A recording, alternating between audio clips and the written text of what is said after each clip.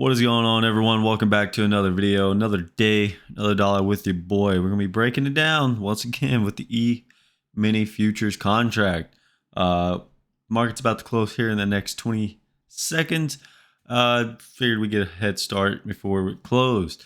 Overall, today was a eventful day for the buy side. I did not participate as much as I would have liked to. Just when days are like this, it's very hard for me to trust, man. I got trust issues when it comes to days like this, especially when it comes to buying on pullbacks, because I never know how long it will last. I never know if the pullbacks are going to be held, and I can hold on for a longer period of time.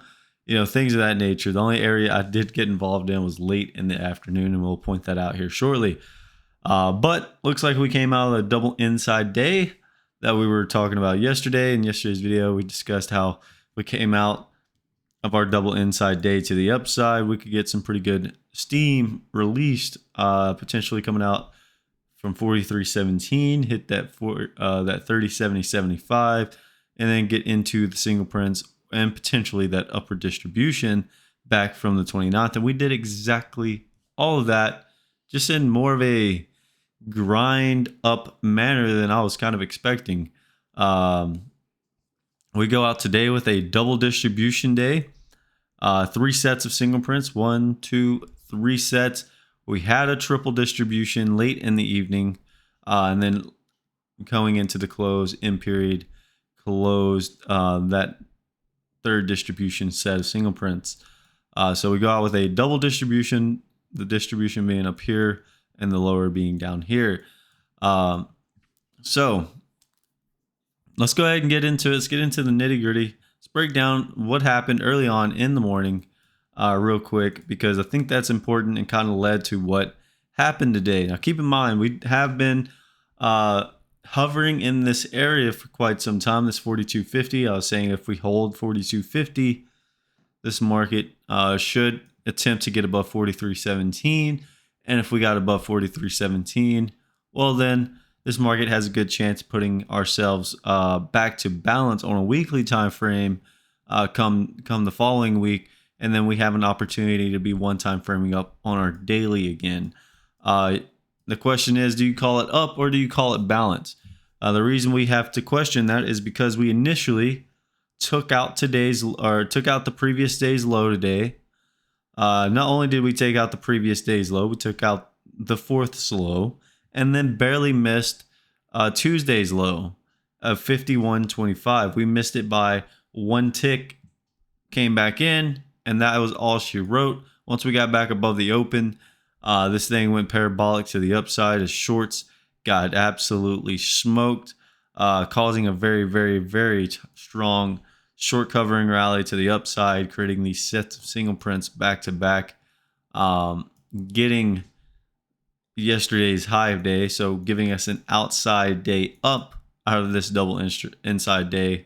So again, not only do we end up coming out of this double inside day failing at the lows, we have an outside day up with a double distribution day, just showing you how strong. So we hit all these upside targets here.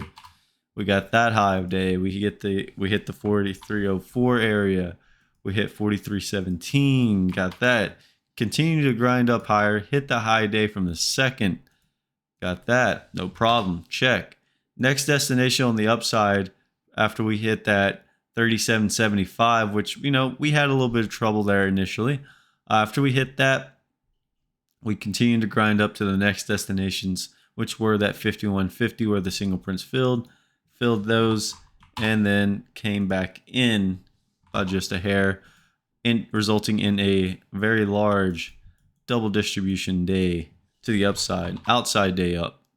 And what the key takeaway was is whenever you have inside days, you want to, whenever you come out of them, whichever way you come out of it, whichever direction, you want to monitor it.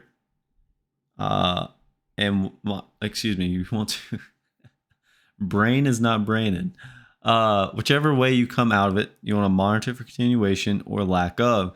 So in this case, early on in the day, when we came out to the downside, what happened? We had lack of continuation right? There wasn't much volume, there wasn't much tempo pushing below the previous day's lows.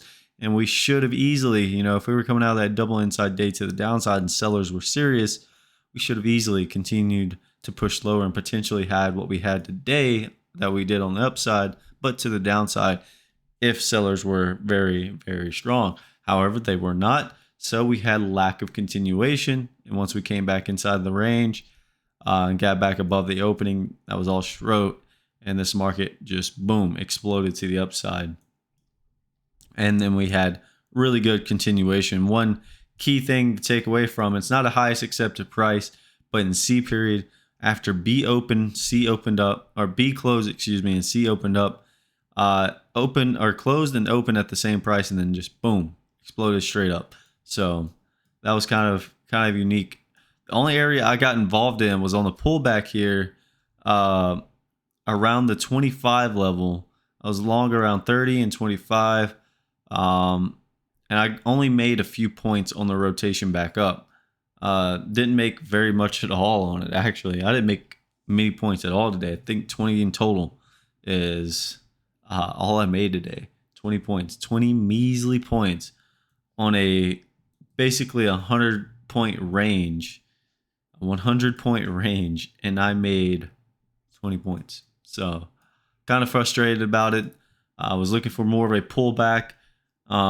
Potentially fill in one set of single prints and then rotating up higher, but instead we pulled back, held where we held, and then just grinded up all day long. And I was not comfortable buying at new highs just because they could have given it up. We could have came in quickly. Obviously on days like this, you want to have your stops tight and in visible areas, not visible. Anyway, you want to have your stops somewhere where you're comfortable. And for me, I was not comfortable anywhere on this grind up because if I was taking longs around 40, where's my next stop out? That would have been down here at 27, right? I would have taken some heat to the downside before I would have gotten out of that trade. Here wasn't so bad. If you're taking 40 here, stop at 37, right? Look to come in, but at that point, I would have looked to have been buying lower. And I would have much rather just bought 33 instead of 40. But I never even got that opportunity. No opportunity for an afternoon pullback low setup, which really frustrated me. Because whenever we do have an opportunity, they don't want to pull it, right? They don't want to pull that trick out of their hat. So, once again, frustrating day for me. But enough about my whining and grinding. Let's go ahead and mark some destinations real quick. And then we'll look at the larger time frames. We'll look at our monthly. We'll look at our weekly, and we'll look at our daily. All right. So let's mark today's low. Today's low, 51.50.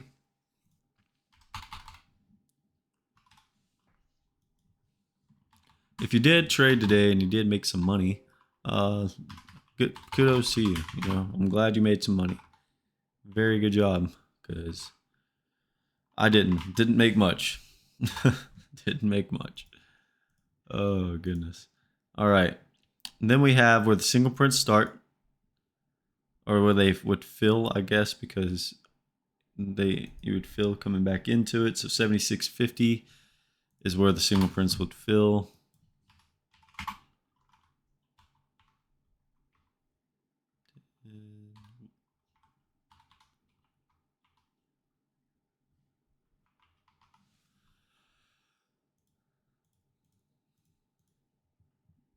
Okay, so there is the lower distribution basically. 42.76.50 is the top of that lower distribution, and then 42.51.50 is going to be the lower end of the lower distribution. All right, everything in between acts as a gap. All right, and then your upper distribution. And then we'll mark the rest of the single prints real quick. Your upper distribution where the single prints start at 42.23. And I had the long there too, and it just grinded up for another 20 points. Ugh. Makes me sick looking at the opportunity where I was long to make some good money, and I got out because I didn't know if this market would roll over at some point and give me a better price. I didn't want to be holding the bag.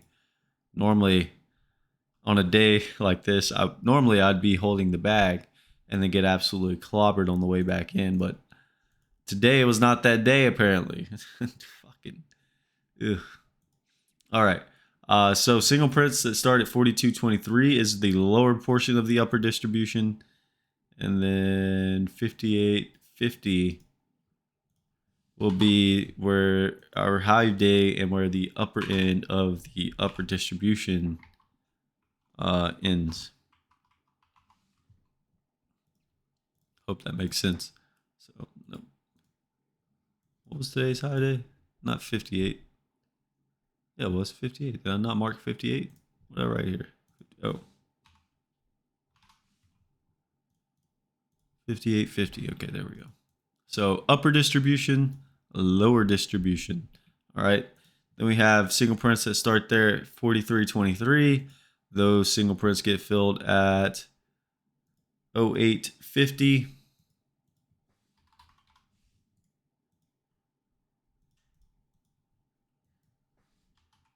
Single prints fill there because, like, right, it's a gap coming back in. Single prints get filled. And then you have single prints that start at 04.50.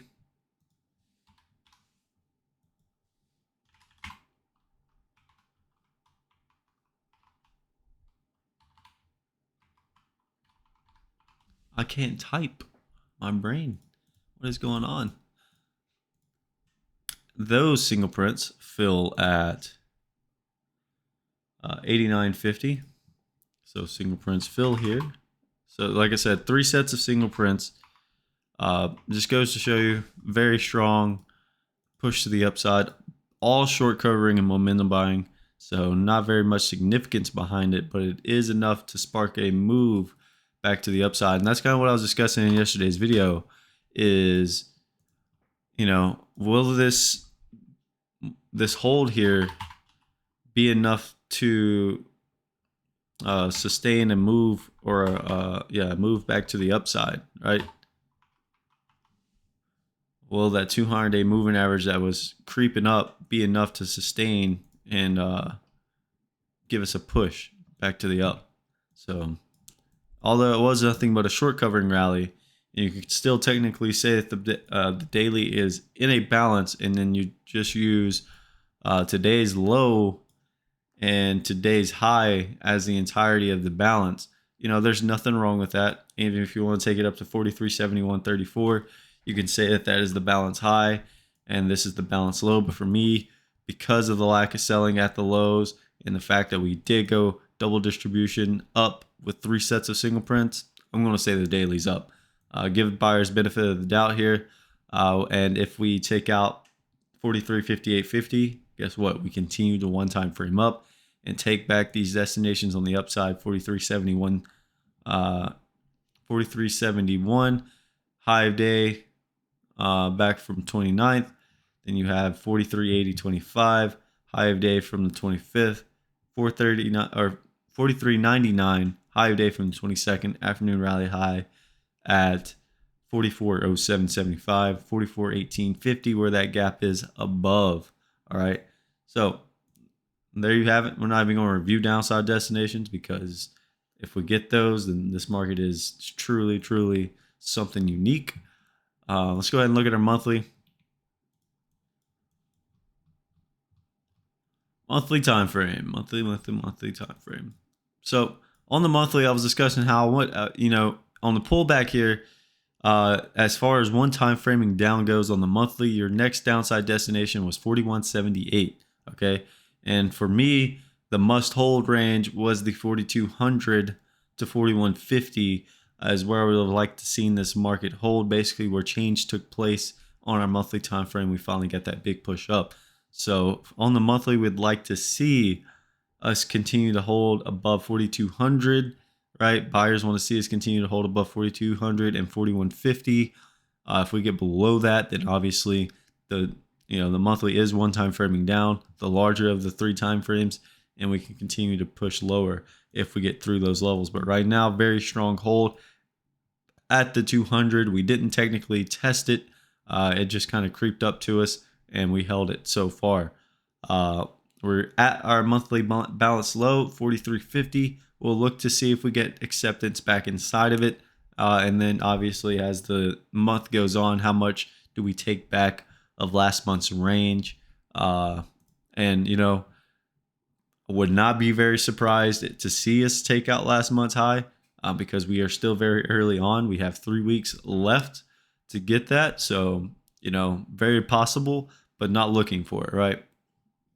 We'll see how much we take back, and then if we end up coming back into a balance come November. So let's look at our daily time, or excuse me, our weekly time frame.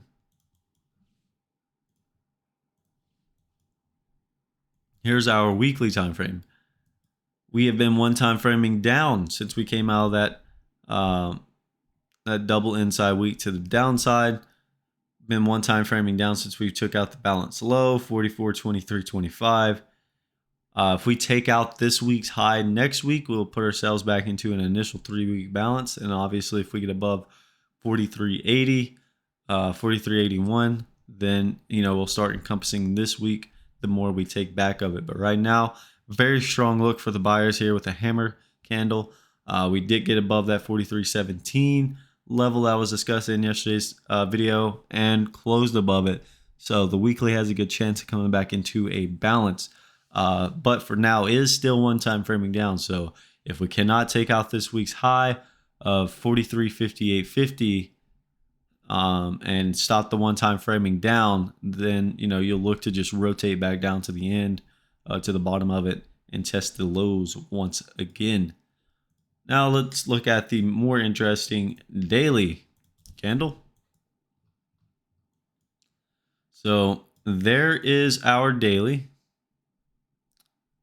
I updated this yesterday. Why didn't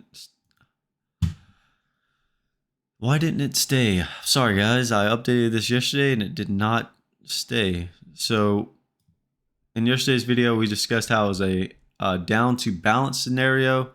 For some reason, it did not save where I put all my hard work, time, and effort into. Typical.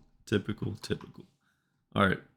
51.25 was the balance low, and then balance high was going to be 43.17.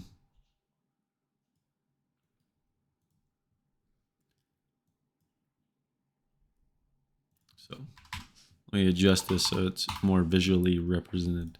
All right, so there was our balance, right? Because we came down to balance, had that double inside day, and then today, look at that, we got near the balance low. Couldn't take it out.